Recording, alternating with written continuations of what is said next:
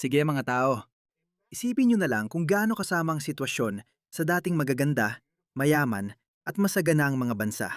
Kahit mga bagong migrante mula third world na bansa na pumupunta sa kanluran, napapaisip din, oops, ano nangyayari dito? Tingnan niyo ito.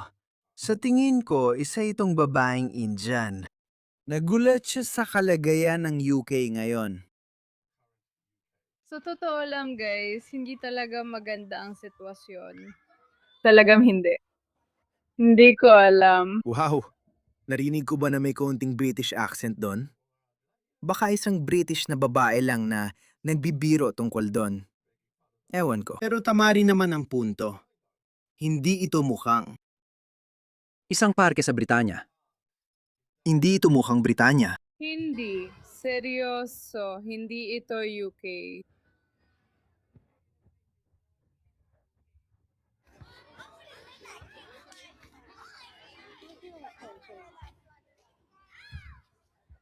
Diyos ko. At habang abala ang mga British na nagbabayad ng buwis sa pagkatrabaho, sila rin ang nagpupundo sa kanilang pamumuhay. Pinupundohan ang kanilang pamumuhay. Napapalitan na kayo, tapos kayo pa ang nagbabayad. Pero sino gumagawa niyan? Sino ang nagdadala sa kanila? Tingnan mo ito. Kakakalabas lang ng video na ito. Tingnan mo ito. Dalawang grupo ng lalaki mula Belarus at Lithuania ang binibilang at sinasakay sa puting van. Dito nagiging interesante. Nalilil lang tayo sa bilang ng dumarating sa bangka. Pero ang platoon na ito ng halos 20 lalaking nasa edad ng pakikipaglaban ay babiyahe ng diretso papasok sa UK mula sa lugar kung saan sila sinakay sa Germany. Alam mo, pumapasok sila sa UK sa pamamagitan ng mga tunnel, doon sa tunnel sa pagitan ng Paris at mainland UK. Hindi sila asylum seeker, kaya dumadaan sila sa bukas na likurang pinto. Ingnan nyo mga pare. Tingnan nyo ito. 5, 6, 7, 8, 9, 10, British Asian din ang accent ng lalaking naglalagay noon. 12. Tingnan mo yan. Lahat ng lalaki na pumapasok sa UK. Sila ay kukunin. Ilalagay sila sa mga HMO na yon. Sa iyong gastos. Tingnan mo ito. Tingnan mo ito. Dali, dali, dali! Ngayon, pinalalabas na sila sa maliliit na bayan at nayon sa Inglaterra. Lahat ng mga lalaking ito. Tara na! Makikita nila ang Britanikang babae na naglalakad at abala lang sa sarili niyang lakad na walang kaalam-alam. Makikita siya ng mga tao na nakasuot ng mga damit na pangkanluran tulad ng miniskirt o medyo lantad na damit. Alam mo ba ang mangyayari? Parang alam mo na ang mangyayari. Stop! Alam na agad natin yan. Sino ang gumagawa nito? Sino ang nagpapahintulot nito? Alam natin kung sino ang nagpapahintulot nito. Alam natin kung sino ang gumagawa nito. Tingnan mo, ang dami nilang dumarating. Pakinggan at tingnan mo ang mga pananaw nila. Tingnan mo ang lalaking ito. Nangyari ito sa isang lugar sa Alemanya, sa tingin ko. Pakinggan mo lang ang pananaw ng taong gubat na ito. Dumating siya nang hindi iniimbitahan. At malinaw naman, kung titingnan mo siya, hindi ko akalain kaya niyang panindigan ng mga pananaw na yon. Malamang hindi nga niya kayang bumuo ng isang panggusap. Pero nagawa niya dahil narinig niya ito mula sa iba sa harap niya. Inulit lang niya ang narinig na niya mula sa mga pinuno niya. Pakinggan mo ito. Kapag nasimula kayo ng digmaan, walang magliligtas sa inyo sa lupaing ito. Walang sinuman. Pwede kayong sumama sa amin, pwede kayong mapabilang sa ilang mapapalad. Walang magliligtas sa inyo. Walang magliligtas sa inyo. Kayong lahat. At tingnan niyo ang mga pulis na ito. Alam ko naman, ginagawa lang nila ang trabaho nila dahil profesional silang tao. Hindi nila dapat gawin yon. Huwag silang magpadala sa galit at bugbugin ng sobrang mga tanga. Hindi ko alam. Hindi ko kayang gawin ang trabaho niyan. Seryoso, parang napapaisip ko. Wow, totoo ba to? Maaring tama ka. Pero sino ang magliligtas sa'yo sa akin? Gagawin ko yan. Kaya may dahilan kung bakit di ako pulis. Magtiwala ka sa akin. Walang magliligtas sa inyo. Kahit ilagay pa kayo sa gitna nito na may RPG at AK-47. Papalibutan kayo ng mahigit 200 bilyong sundalo. 200 bilyong sundalo. Sa tingin ko ang ibig niyang sabihin ay 200 milyon. Kaya tingnan mo ito. 200 Muslim. 200 milyong Muslim na sundalo. Nakuha mo na. Narinig niya ito kung saan. Kung sino man ang nagsabi sa kanya, uy, pumunta ka sa Afrika. Pasensya na, pumunta ka sa Europa. Pwede kang sumakay ng maliit na bangka at makipagkita sa iba't ibang tao. Malinaw na may sindikatong nasa likod nito. Oo. Si Keir Starmer, na nagsabing babasagin ang mga sindikato, ay wala na makalipas ang 2 taon. Wala na ang inutil na punong ministro. Hindi niya napigilan ang mga sindikato. Tuloy pa rin ang pagdating nila. Yung video na pinakita ko sa'yo, 1 linggo pa lang ang nakalipas. Dumarating ang mga taong ito at ganito ang mga pananaw na dala nila. Hindi sila pumupunta rito para gumanda ang buhay nila, kundi para makipagdigma. Nasa video ka, di ka nila maliligtas. Magtiwala ka sa akin. Tingnan mo? Oh, galit. Hindi ito parang tumatakas ako. Tumatakas ako sa digmaang sibil. Sobrang nakita kong kamatayan at pagkawasak. Pakiusap, tulungan mo ako. Magiging mabuti akong tao. Hindi. Pumapasok sila at sinasabi, sisirain at sasakupin ka namin. Iyan ang sinasabi nila. At hulaan mo, ibig kong sabihin, ito na nga. Hindi ko agad ginagamit ang mga label na ito. Alam kong nakita ko na ito. Marami ang nagsasabing pagtataksil ito. Ibinenta ng ating mga politiko ang ating mga lipunan. Sa unang tingin, sinasabi nilang tumatakas ang mga ito sa digmaan at pag-uusig, kaya kailangan nating umaksyon. Mayroon tayong responsibilidad. May tungkulin tayong magmalasakit dahil tayo ay sibilisado. Tinawag ito ni Gadsden na suicidal empathy. Pero para sa akin, mas malalim pa roon. Pasensya na, hindi ko na ito pinaniniwalaan. Itong mga kaliwang woke na politiko, hindi ko, ayokong. Tumangi akong maniwala na ginagawa nila ito para sa sangkatauhan, para sa kapakanan ng sangkatauhan. Hindi ako naniniwala. Kasi kung totoong ginagawa nila yon, dapat sinabi na nilang tama na ang mga problemang dulot ng mga taong ito sa bansa. Nagkaroon na tayo ng 10,000 libo, kung hindi man daan-daan libo, kahit milyon-milyong babaeng taga-kanluran na inabuso, inatake, ginahasa, mga lalaking sinaksak, pinatay. Buon komunidad natin ito. Hindi lang ito tungkol sa bilang ng mga ginahasa o sinaksak. Lubhang nagbago ang kultura ng Europa. Ipinakita ko na sa iyo ang maraming video tungkol dito. Ano na ang nangyayari sa Brussels, sa Austria, sa Germany, sa Berlin? Natatakot na lumabas ang mga tao. Takot lumabas ang mga tao. Ipinakita na namin sa iyo ang daan o libong video ng mga babaeng kanluranin at Europeo na lumaki sa mga lipunang ligtas at may mataas na tiwala sa isa't isa, kung saan hindi sila pinapansin ng mga lalaki at napagsasabihan pa ang mga lalaki na tama lang naman. Alam mo, yun ang naging natural na pag-unlad ng lipunang kanluranin bilang pinaka-advanced na lipunan sa mundo. Natural na lang na umangat ang mga babae, tumaas ang ideal ng feminism at turuan ang mga lalaki natin, tulad ng hindi pagsipol ng bastos o pagharas sa babae. Ayos lang, hindi ko naman kinukwestiyon o kinukondena. Pero sila rin ang nagdala ng mga tao mula sa mga kulturang lubang atrasado, primitibo at mapang-api sa kababaihan. At ang mga babaeng lumaki sa ilalim ng mga ideal ng feminismo ay nabubuhay ngayon sa matinding takot. Tingnan mo ito. Pakinggan mo ang babaeng Italyana na ito. Ang babaeng Italyana na ito. Sabi niya, binuksan niya ang shower tapos biglang nga sa harap ko na siya. Galit, pawis, at nagsasalita ng Arabic na hindi ko maintindihan. Isang Tunisian asylum seeker na dati na ring nakulong sa bansa niya. Kaya tama si Trump nang sabihin niyang hindi nila ipinapadala ang pinakamahusay at pinakamatatalino nila. Literal na, pinakawalan nila ang mga preso nila at mga nasa mental asylum. Pero sa totoo lang, wala naman silang mental asylum doon. Pero literal nilang pinakawalan ng mga preso nila. Pinapapadala nila ang pinakamalala sa kanluran.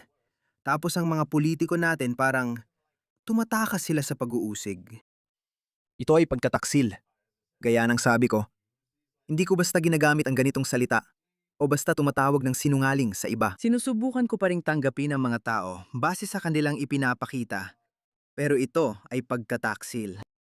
Kaya itong Tunisian na naghahanap ng asylum, na dati nang nakulong sa kanyang sariling bansa, ay binasag ang bintana at gumapang papasok sa bahay ng isang 23 taong gulang na babaeng Italyana. Naalala ko pa noon, iniisip ko na sa Italia bilang bansang kanluranin, Umalis na ang mga babae sa bahay ng magulang nila, mga edad 20 o 21, para mamuhay mag-isa, maghanap ng trabaho, at magtrabaho sa lungsod. Mamumuhay sila ng malaya. Sige, sabihin mo na ang gusto mong sabihin tungkol sa ganong uri ng pamumuhay. Pakikiyapid o kung ano paman. Sabihin mo ang gusto mong sabihin. Dati, iyon ang tuktok ng kanluraning sibilisasyon. Malaya ang bawat tao at namumuhay ayon sa gusto nila. At sinusulit nila ang buong potensyal ng buhay nila. Ngayon, hindi na ganoon dahil nagpasok kayo ng mga barbaro mula sa masasamang lipunan. Papatayin kita. Patutugtugin ko ang video. 2 minuto lang ito. Basahin mo lang ang thumbnail. Basahin mo lang ang mga subtitle. Anong naisip mo noong panahong iyon? Talagang natakot ako nung mga sandaling yun. Aaminin ko, ang tanging magagawa ko ay nagpasalamat sa lahat ng taong tumulong sa akin na tumakbo ng marinig ang aking sigaw. At nandito ako ngayon na nakakapagsalita dahil din sa kanila. Naintindihan mo ba kung bakit? Sa ngayon, hindi ko pa rin kayang bigyan ng sarili ko ng isa. Anong ibig mong sabihin na hindi mo makita ang dahilan? Isa siyang malibog na lalaki mula sa isang atrasadong kultura. Swerte na nga siya na nakakita ng kambing na walang burka. Kaya pala pag nasa kanluraning bansa sila, nakakakita sila ng magagandang kanluraning babaeng, naglalakad lang at nawawalan sila ng kontrol sa sarili.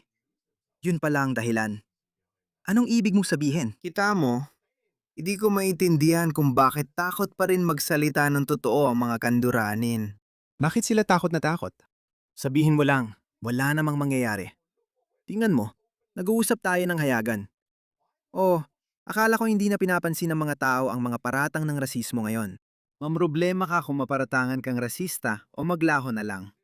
Ganun kasimple. Dahil nangyari ang lahat na ito at nahihirapan talaga akong maintindihan. Sa mga oras na yon, inatake ka niya, pinitipit at hinila sa buhok. Wow, Ano ang naisip mo? Ano ang tumatapos sa isip mo? patay na ako. Sa totoo lang, naramdaman ko ako lang palala ang meron ako sa lahat ng bagay. And sa mga sandali na yun, ang nasa isip ko lang ay makaligtas na nandito ako at makausap siya at muling mayakap si Gigi. Ano sa tingin mo ang gagawin niya sa'yo? Isang pisikal na pananakit ba? O naisip mo maaari kang mamatay? Ako, Sa kasamang palad, naisip ko talaga na maaari akong mamatay dahil na hindi ko maintindihan ang mga dahilan kung bakit nangyayari ang lahat ng ito. At ito rin ang isa sa mga ikinabahala ko. Kayo. nagpusat ba kayo? Nagpalitan ng salita? Nagkita ba kayo? O may napagpalitan ba kayo kahit ano? Kahit gano'n, kinakausap ko pa rin siya at paulit-ulit kong sinasabi na hindi ko siya maintindihan. Pero tuloy pa rin siya sa pagsasalita ng Arabe at ang sarili niyang wika. Sinasabi ko na wala naman talagang naging masyadong palitan ng salita sa pagitan namin. Kanya-kanya lang kami. Ikaw, Napakatapang mo, bata ka pa, pero kitang-kita ang tapang mo. Ang pagharap mo ngayon ay nagpapakita ng gusto mong magpahayag ng mensahe. Tingnan natin ang mensahe niya. Tingnan natin kung anong mensahe ang ibibigay niya.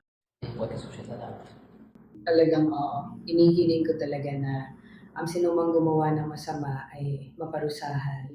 At humihiling din ako ng masigit na seguridad dahil talagang nababahala ako sa ganitong bagay. Igin Nuhit. Ng isang hindi kilala. Parang wala talagang pinagkaiba ang isang karaniwang Italyano sa isang tao mula sa primitibo at sinaunang kultura gaya ng Tunisia, Syria o Afghanistan. Hindi ko ito maintindihan. Sabi ng mga tao, Amerika ay bansa ng mga imigrante. Ang Australia ay bansa ng mga imigrante tulad na mula Greece, Italy at Afghanistan. Kahit pa magkaiba ang pinagmulan at karanasan nila. Parang seryoso ba mga tol? Magising naman kayo. Hindi ko talaga maintindihan. Parang itong babae na ito ay nakakita o nakaranas na isang bagay na sobrang kakilakilabot na karamihan sa atin ay hindi inaasahang mararanasan. At hindi pa rin nila kaya magsalita ng totoo o ilabas ang kanilang saloobin. Tingnan mo siguro kung ano man ang pinagdadaanan ng mga taga-kanluran. Siguro alam mo, resulta ito ng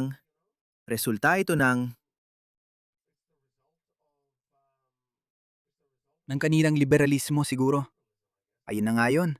Sobrang liberal natin. Sobrang naging liberal na ng mga taga-kanluran na kahit dumaan sila sa matitinding pagsubok sa buhay nila, sinasabi pa rin nila, hindi, sandali lang. Alam mo, isa lang talagang masamang tao yon. Lahat na nangyayari ng walang malinaw na dahilan ay talagang masama. Hindi ko dasal na mangyari yan kahit kanino. Naalala ko tuloy ang Pranses na babae. Na nakaranas din ng kaparehong karanasan. Tingnan mo, dalawang magkapatid na migranteng taga-Hilagang Aprika, 24 at 25 kilala na ng pulis.